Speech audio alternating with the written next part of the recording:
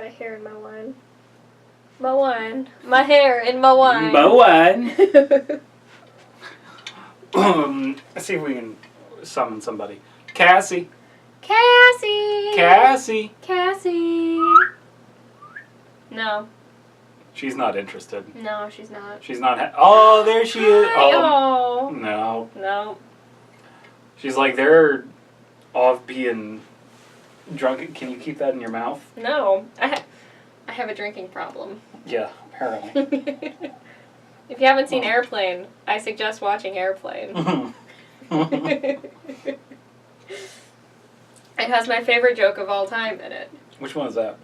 What? There's a lot of really good jokes in that movie. My favorite joke is the one where he's just like, I have a drinking problem, and then just covers himself in, yeah, because, like, it applies to every day of my life. Yeah.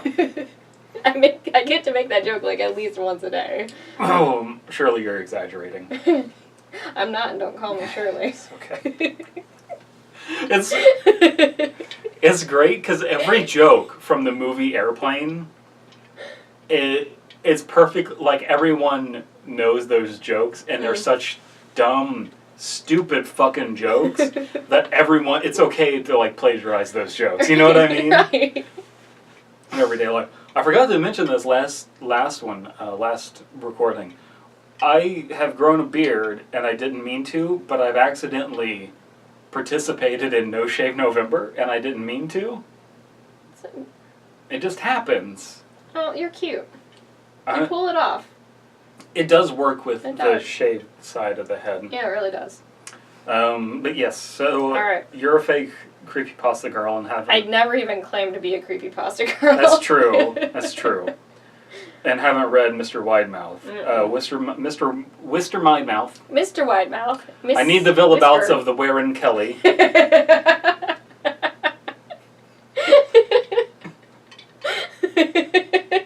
Alright, guys. Don't jump to any murderous conclusions. Alright, boys. Commence Operation Murderous Conclusions. Mr. Widemouth is an incredible story. I love the story. It's probably one of my favorite creepypastas. Yeah, it's great. Yeah. Oh yeah. Alright. You want to start us off? Sure. During my childhood, my family was like a drop of water in a vast river, never remaining in one location for long. We settled in Rhode Island when I was 8, and there we remained until I went to college in Colorado Springs. Most of my memories are rooted in Rhode Island, but there are fragments in the attic of my mind which belong to the various homes we had lived in when I was much younger. I need some actual water.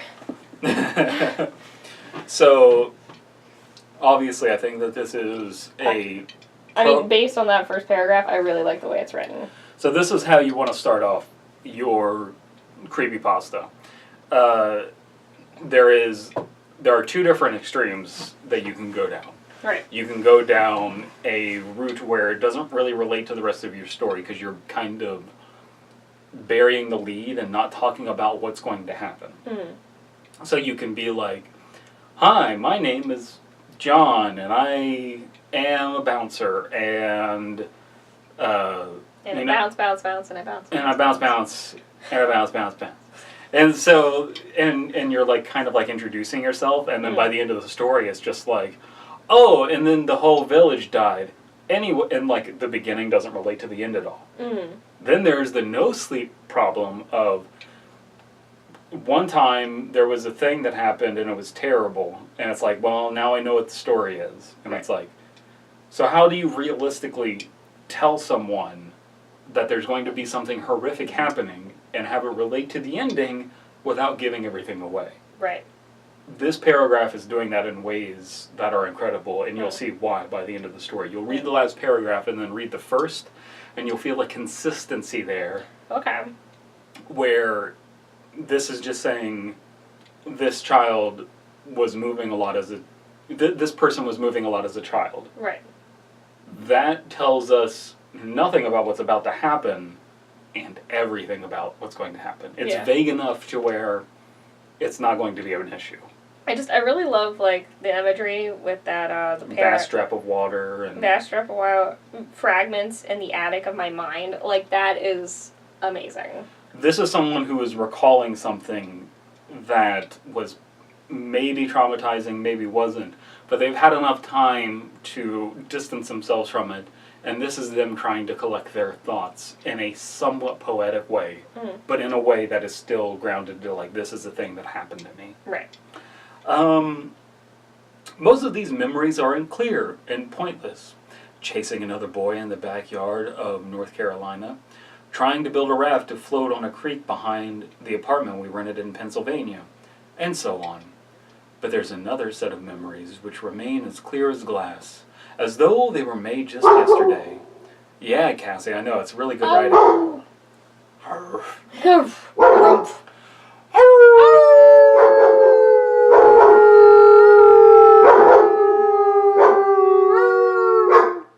Cassie.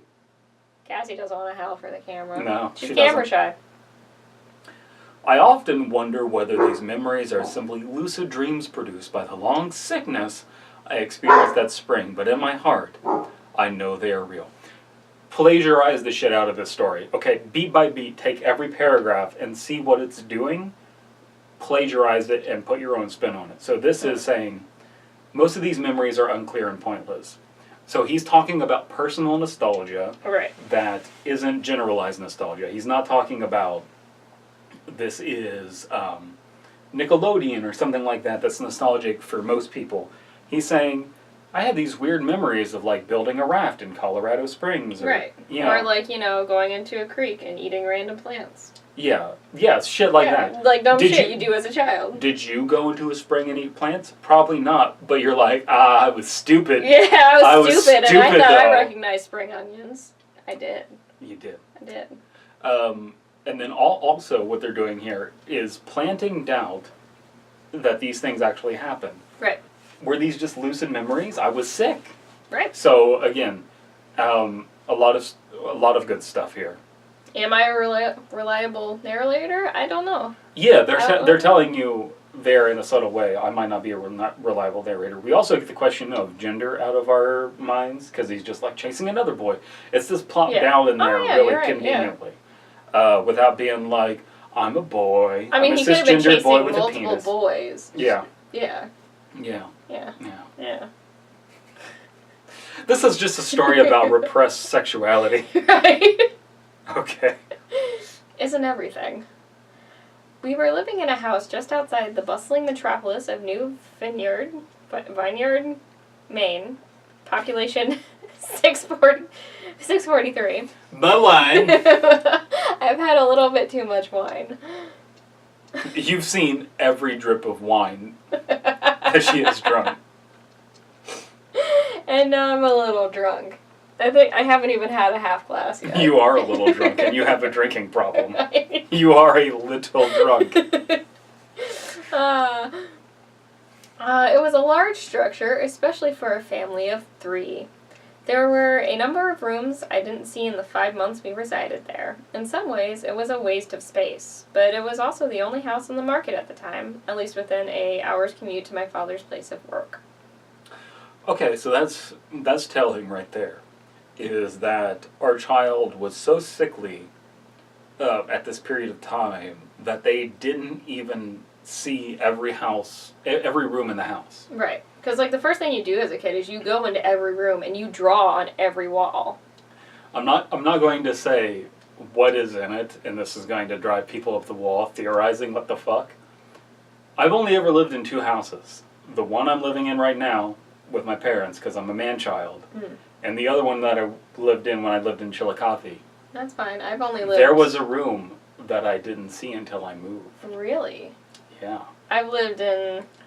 And that was the hidden room with the hidden stuff. Really? Mm-hmm. I've lived in 4 places. The apartment, which my parents, like, moved out of immediately after I was born. My first house, which I lived in until I was about 8 or 9. The house I'm currently living in. And then every summer I would spend, like, the summer in my grandparents' trailer. So I count that as a place of living. You're living there for 3 months, yeah. Right, 3 months out of the year I live in a trailer with, like, 4 other people. I summered in the... I summered in Appalachia. In Appalachia. It sounds much nicer when you say it that You're way. right. I summered on my family's land. That sounds much nicer Yes. than I lived in a trailer that was 15 years old. So I'm not going to break down everything about everything because, Jesus Christ, we'd be here all There's night. a lot this here. This is a good story. They're getting a lot of information out very quickly and keeping us entertained. But really, you can literally study every paragraph in this on like how to write a creepypasta. Right. Ashcan horror, whatever you want to call it. Because this story, not to spoil anything for you, will stretch the limits of what you can say is realistic. Okay. But it is still just so grounded in so many ways that Gotcha. Gotcha. The day after my 5th birthday, attended by my parents alone, Aww. I came down with a fever. The doctor said I had mononucleosis, which meant no rough play and more fevers for at least another 3 weeks. It was a horrible timing to be bedridden. We were in the process of packing our things to move to Pennsylvania. And most of my things were already packed away in boxes, leaving my room barren. My mother brought me ginger ale and books several times a day, and these functioned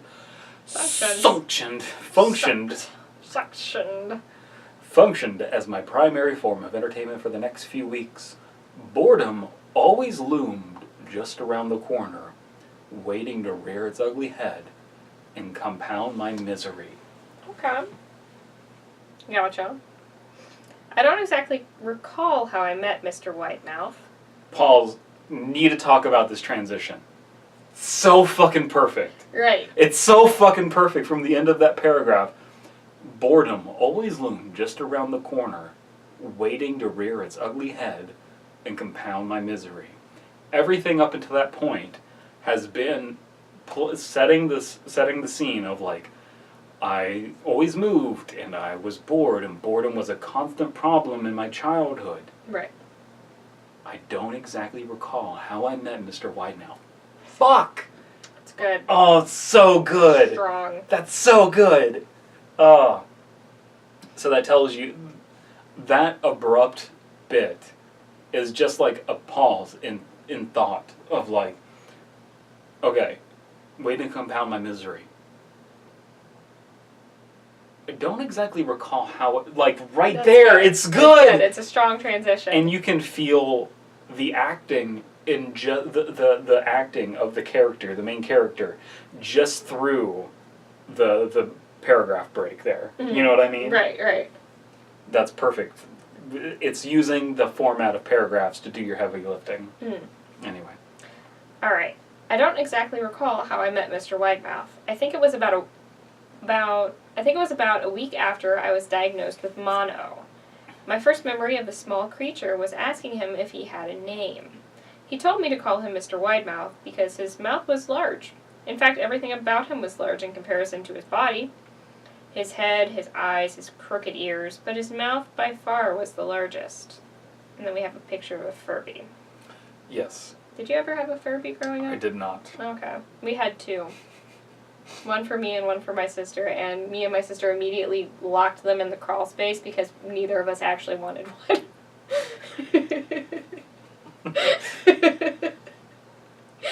How much do those go for? I don't even know. All I wanted was my Sailor Moon lunchbox. You know what? I got a Furby. Do you know why you wanted a Sailor Moon lunchbox? Because there weren't any goddamn Sailor Moon toys. Right.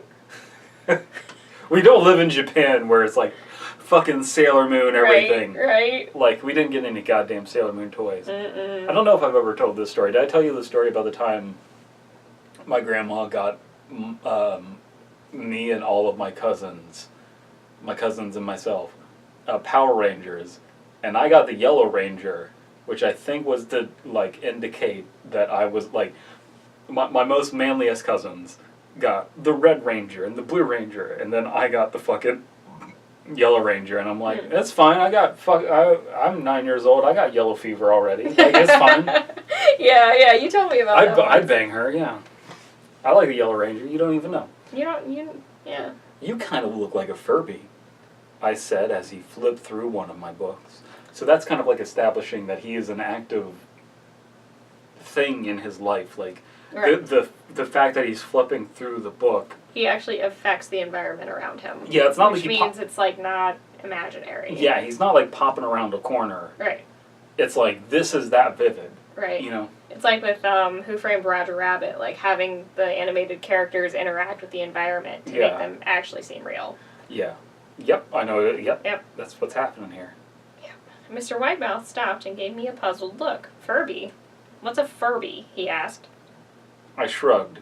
You know, the toy. The little robot with big ears. You can pet and feed them, almost like a real pet. Oh, Mr. Widemouth resumed his activity. You don't need one of those. They aren't the same as having a real friend. Ah, this is a real friend. Mr. Widemouth is a true friend. My friend. My friend. I remember Mr. Widemouth disappearing every time my mother stopped by to check in on me. I lay under your bed. He later explained, I don't want your parents to see me because I'm afraid they won't let us play anymore. Didn't do much during those first few days. Mr. Widemouth just looked at my books, fascinated by the stories and the pictures they contained. The third or fourth morning after I met him, he greeted me with a large smile on his face. I have a new game we can play, he said. We have to wait until after your mother comes to check on you, because she can't see us play it. It's a secret game. Don't trust people that tell you they have a secret game with children. Yes, yes. After my mother delivered more books and soda at the usual time, Mr. Widemouth slipped out from under the bed and tugged my hand. We have to go to the room at the end of this hallway, he said. I objected at first, as my parents had forbidden me to leave my bed without their permission, but Mr. Widemouth persisted until I gave in.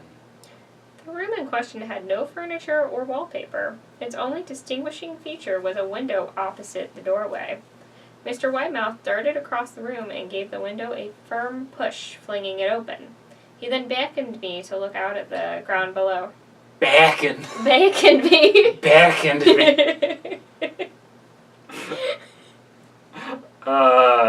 Anyway. I need more wine. My wine. My vineyard.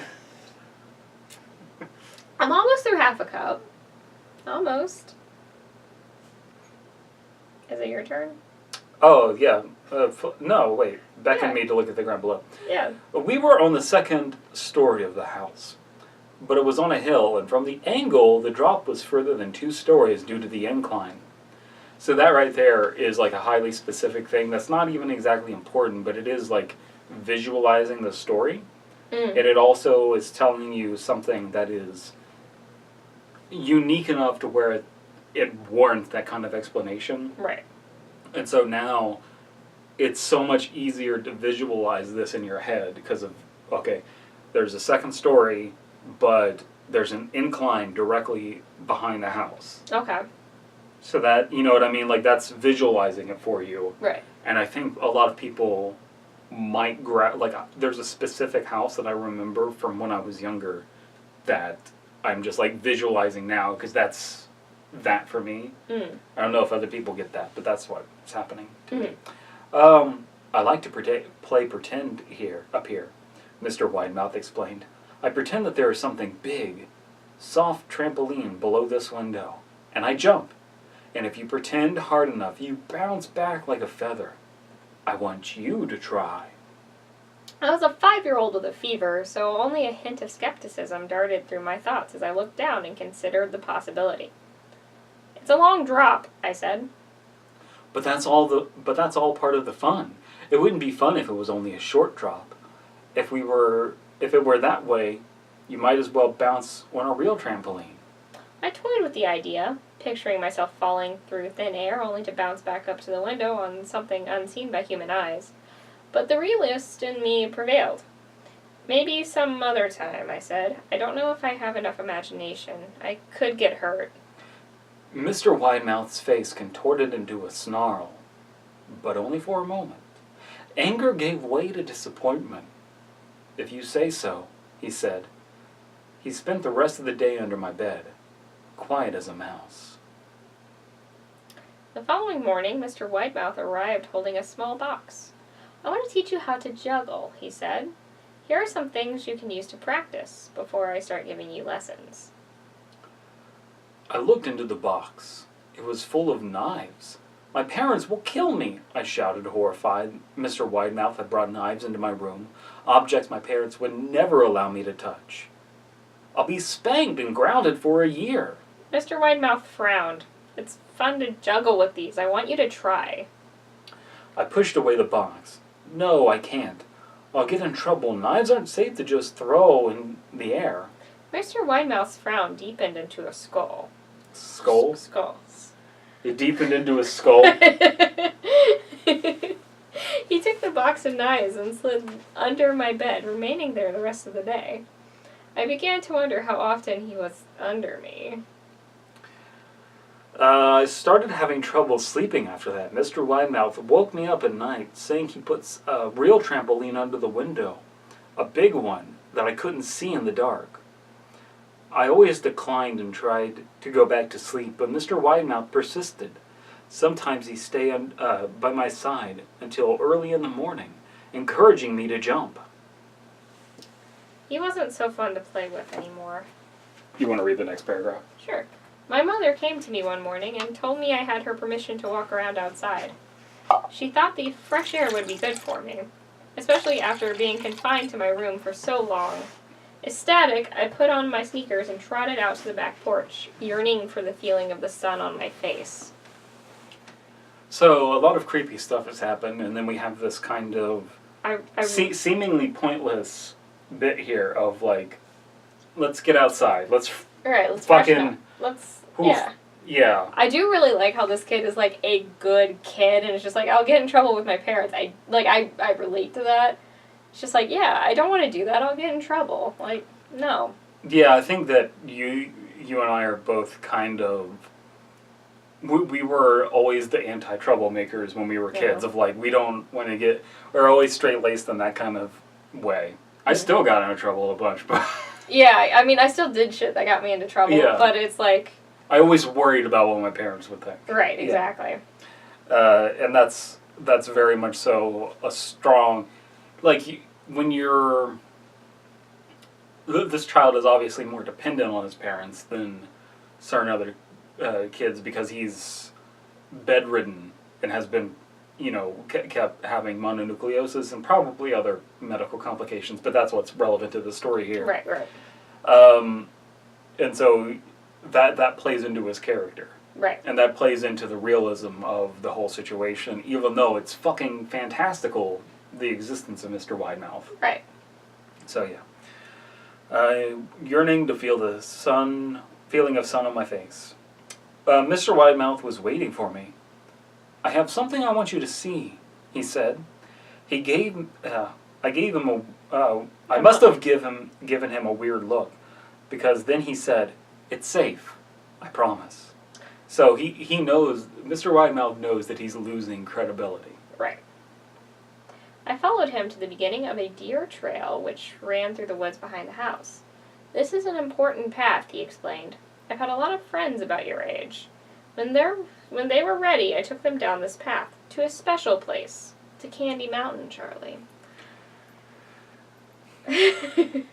Is it Candy Mountain, Charlie? He's about to lose a kidney. "You aren't ready yet, but one day I hope to take you there." I returned to the house, wondering what kind of place lay beyond the trail. 2 weeks after I met Mr. Widemouth, the last of our things had been packed into a moving truck. I would be in the cab of that truck, sitting next to my father for the long drive to Pennsylvania. I considered telling Mr. Widemouth that I would be leaving, but even at 5 years old, I was beginning to suspect that perhaps the creature's intentions were not to my benefit, despite what he said otherwise. For this reason, I decided to keep my departure a secret.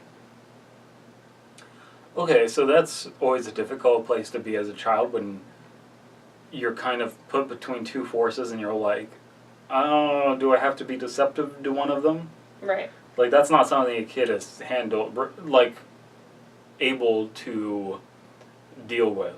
Right. There are some adults who aren't able to deal with it. Which is why you should always never tell the truth. Never tell the truth, kids. Just lie to everyone. Just lie to everyone. Lie to everyone, and you'll never have to remember the truth. Because... just always lie. Life lessons with Dead Palette. Yes. Sure. My father and I... My father and I were in the truck at 4 a.m. He was hoping to make it to Pennsylvania by lunchtime with the help of an endless supply of coffee and a 6-pack of energy drinks. He seemed more like a man who was about to run a marathon rather than one who was about to spend 2 days sitting still. Early enough for you? My father asked with a hint of sympathy. I nodded and placed my head against the window, hoping for some sleep before the sun came up. I felt my father's hand on my shoulder. "This is the last move, son. I promise. I know it's been hard on you, as sick as you've been. Once Daddy gets promoted, we can settle down and you can make friends." So, this is the only time we actually get to see the father in the story. And we already know his character. We already know that he's like an overprotective father, and like he knows that his son just hasn't been at a great place. Right. Been cooped up by himself. We get a paragraph of the father, and that's enough to tell us what his character is. Right. Hard-working father, trying to get promoted so that his son can have stability. Yeah. Yeah. Good guy. Good guy. Good guy.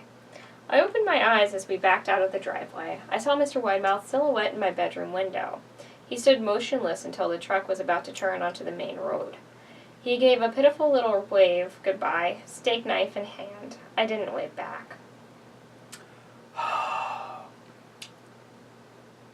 God damn, what a good image. Mm.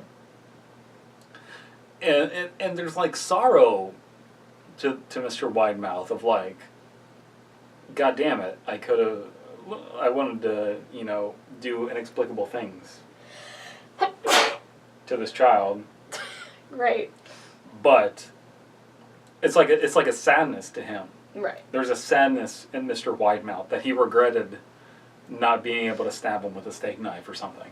Or make him jump to his death. Yeah, be a bad influence on him. Years later, I returned to Vineyard. A piece of land on our house, the piece of land our house stood upon was empty except for the foundation, as the house had burned a few years after my family left. Out of curiosity, Cassie came into the room. Out of curiosity, Cassie rolled up. Cassie! Hi, Cassie. Cassie! Oh, you are such a good dog. Pop up here. Oh, God. Oh, it's the puppy attack. Mr. Widemouth. Mrs. Widemouth. Say, Cassie, will you protect us from Mr. Widemouth? Time skip for gluten-free pumpkin pie. Delicious. After getting attacked by Mrs. Widemouth. There's my phone. Nope, that's not your phone. I ate your phone. Alright, going to finish this off. Years later, I returned to New Vineyard, a piece of land. The piece of land our house had stood upon was empty except for the foundation, as the house had burned down a few years after my family left. Out of curiosity, I followed the deer trail down to where Mr. Widemouth had shown me. Part of me half expected him to jump out behind a tree and scare the living bejesus out of me. But I felt that Mr. Widemouth was gone, somehow tied to the house that no longer existed. The trail ended at the New Vineyard Memorial Cemetery. That's Vineyard, Chelsea. Vineyard? I've been making fun of you. Oh. That's just vineyard. I'm sorry. I mean, that's what a vineyard is. It's a yard full of vines. Right. I noticed that many of the tombstones belong to children. By Perfect Circle 35. Thank you, Perfect Circle 35. Clearly, they like a perfect circle, which means they have great taste in music and are a very good writer. I am a bovine and I need to be milked. Mr. Packmore. I don't know if this is a song by them. It's not. If you like pina colada. Caught in the rain. It's not by Jimmy Buffett. If you like making love at midnight. Oh, bork, bork, bork, bork. Bork, bork, bork. This is really good pumpkin pie. What do you think of Mr. Widemouth? I really enjoyed that story. That was a really good story. So I'm sad that no one has pointed it out yet. Mm-hmm. For people who haven't seen Soot, I wrote Soot to be the anti-Mr. Widemouth. Ooh. Okay. To be like positive memories of being bored instead of negative memories of being bored. Okay. And I wanted to stretch realism as far as I could on that story too. Mm. But obviously, I am advocating plagiarizing Mr. Widemouth because I do it myself. Yes. And this isn't not the first time that I've done it. I've done it quite a few times, just not necessarily with... In that order. In that order, following it as directly as I did with Soot to Mr. Widemouth. But it's a great story to pay attention to for how to quickly convey information interestingly but realistically. Right. And that's a whole concoction of things to balance. Mm. You're just thinking fucking apple pie. Pumpkin pie. I don't have an apple pie. But yes, I do want another slice of pumpkin pie and maybe another glass of wine.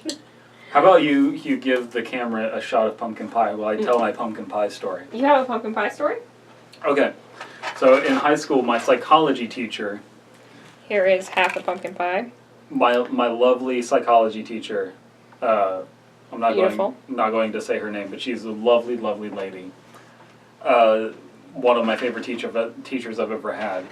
She grew up Mennonite, which is kind of like Amish, but less strict. And she went to college, was the first lady in her, first person in her family to get a college degree. And you want a slice? I do. And out of that, she always grew up Mennonite and everything, super religious. Mm. And so it was Thanksgiving Day, not Thanksgiving Day, Thanksgiving week. Mm. And we showed up, and it was like a 2-day week or something. And it was Tuesday before we had to go to Thanksgiving break. Mm. And we walk into the classroom. It's a small class. It's like 20 kids, if that. 15 pies. She made 15 pies. And she was literally kind of like apoplectic. She was like, I kind of blacked out last night and made 30 pies. And like the other class got like 15. So like I got a whole fucking pumpkin pie to myself, which is the only kind of pie that I like. It's the best pie, let's be fair. Objective pie. Let us know if you have a wrong opinion on this in the comments, if you like some other kind of pie. That's why we've been dating for 10 years. People say as pumpkin pie is the only pie. People say as American as apple pie. The fuck is that? Mm-mm. This is your pie. This is your pie, mate. This is your pie, America. This is your pie. Mmm. Mmm. Mmm. I love how we're just dropping pie crumbs everywhere. I'm on a new vacuum. And then you dunk the pie in the wine. Oh, God. Get white pine. Did you do that?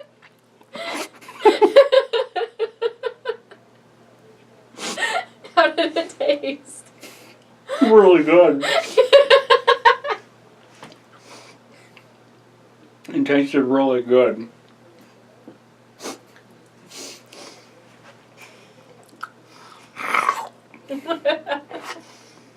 Little part comes in your wine.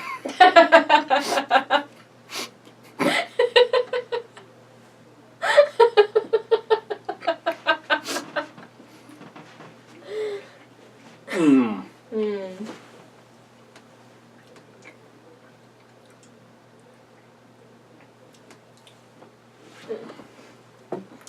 To the stain I just left in the carpet. Cheers. Come pie. Oh. I finished half a cup.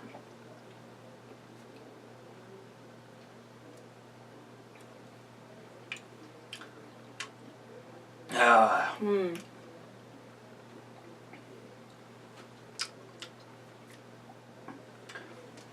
Good good wine, good pie, good story, good company. Thank you for joining us today.